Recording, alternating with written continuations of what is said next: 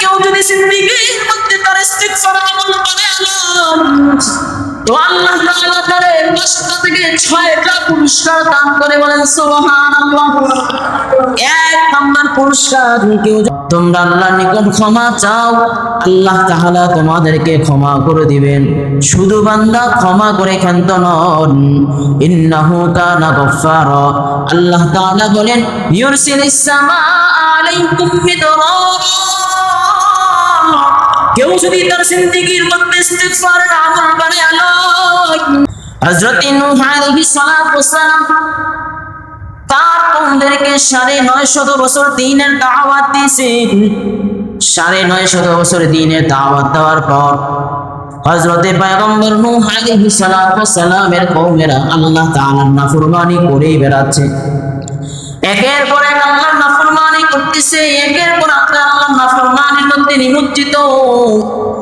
হযরতে নূহ আলাইহিস সালাতু ওয়াস সালাম তার কওমের লোকদেরকে ঘোষণা দিলেন, ফাকুলতুস্তাগফিরু রাব্বাকুম ইন্নাহু কানা গফফারা ইউরসিলিস সামাআ আলাইকুম মিদরারা ওয়া ইউমদিদকুম বিআমওয়ালিন ওয়া বানিনা ওয়া ইয়াজআল লাকুম জান্নাতিন ওয়া ইয়াজআল লাকুম আনহারা। পয়গম্বর নূহ আলাইহিস সালাতু ওয়াস সালাম তার কওমের লোকদেরকে ঘোষণা দেন, আমার কওমের লোকেরা তোমরা শুনে নাও, ফাকুলতুস্তাগফিরু রাব্বাকুম ইন্নাহু কানা গফফারা। তোমরা আল্লাহর নিকট ক্ষমা চাও, আল্লাহ তাআলা তোমাদেরকে ক্ষমা করে দিবেন। শুধু বান্দা ক্ষমা করে ক্ষান্ত নন, ইন্নাহু কানা গফফারা। আল্লাহ তাআলা বলেন ইউরসিলিস সামাআ আলাইকুম মিদরারা। কেউ যদি তার জিন্দেগীর মধ্যে ইস্তিগফারের আমল বানায় লয়, আল্লাহ তাআলা ঘোষণা দেন, আল্লাহ তাআলা তার জন্য রহমতের বৃষ্টি নাযিল করে, বলেন সুবহানাল্লাহ। ওয়া ইউমদিদকুম বিআমওয়ালিন ওয়া বানিনা ওয়া ইয়াজআল লাকুম জান্নাতিন ওয়া ইয়াজআল লাকুম আনহারা। এই বান্দা শুধুমাত্র রহমতের বৃষ্টি বর্ষণ করে আল্লাহ ক্ষান্ত নন। আল্লাহ তাআলা বলেন ওয়া ইউমদিদকুম বিআমওয়াল। আল্লাহ তাআলা বলেন আমি আল্লাহ তাআলা তার রিজিকের মধ্যে বরকত দিয়া দেই, বলেন সুবহানাল্লাহ। আল্লাহ তাআলা তার মালের মধ্যে বরকত দিয়া দেয়। আমওয়ালি ওয়া বানিন, আল্লাহ তাআলা তার সন্তানদের মাঝেও বরকত দিয়া দেয়, বলেন সুবহানাল্লাহ। শুধু বান্দা সন্তানদের মধ্যে বরকত দিয়ে ক্ষান্ত নন, ওয়া ইউমদিদকুম বিআমওয়ালিন ওয়া বানিনা ওয়া ইয়াজআল লাকুম জান্নাতিন ওয়া ইয়াজআল লাকুম আনহারা।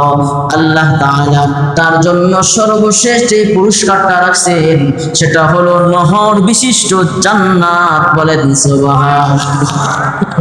এজন্য ইস্তিগফারের আমল বানান, জিন্দেগীর মধ্যে অধিক পরিমাণে ইস্তিগফার পাঠ করে যে ব্যক্তি যত পরিমাণে ইস্তিগফার করবে আল্লাহ তাআলা তার জিন্দেগি তত সুন্দর করে দিবেন, বলেন সুবহানাল্লাহ। ইস্তিগফার অধিক পরিমাণে ইস্তিগফার করুন, অধিক পরিমাণে ইস্তিগফার করেন। আল্লাহ তাআলা বলেন কেউ যদি জিন্দেগীর মধ্যে তার ইস্তিগফার আমল বানায় তো আল্লাহ তাআলা তারে 5টা থেকে 6টা পুরস্কার দান করে, বলেন সুবহানাল্লাহ। 1 নাম্বার পুরস্কার, কেউ যদি ইস্তিগফার তার জিন্দেগীর আমল বানায় তো আল্লাহ তাআলা তার জিন্দেগীর গুনাহগুলি maaf করে দেয়। সুবহানাল্লাহ বলেন, আর রাসূল বলেন সুবহানাল্লাহ। 2 নাম্বার, কেউ যদি জিন্দেগীর মধ্যে ইস্তিগফার আমল বানায় তো আল্লাহ তাআলা তার জন্য রহমতের বাড়ি বৃষ্টি নাযিল করে, বলেন সুবহানাল্লাহ।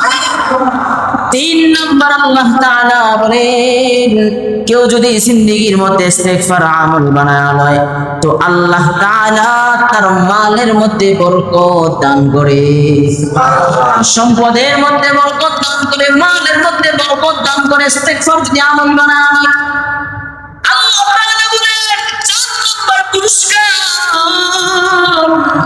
কেউ যদি ইস্তেগফার তার জিন্দেগির আমল বানালো, যদি কারো সন্তান না হয় তারা অধিক পরিমাণে ইস্তেগফারের আমল করবে। ইস্তেগফারের আমল করার দ্বারা আল্লাহ তাআলা তাদের সন্তানদের মাঝেও বরকত দান করবে। 5 নম্বর পুরস্কার আল্লাহ তাআলা সর্বশেষ 5 নম্বর পুরস্কার আল্লাহ তাআলা দান করবে। কেউ যদি ইস্তেগফার তার জিন্দেগির আমল বানালো, আল্লাহ তাআলা বলেন আমি আল্লাহ তাআলা মৃত্যুর পর তার নহর বিশিষ্ট জান্নাত দান করব। বলেন সুবহান।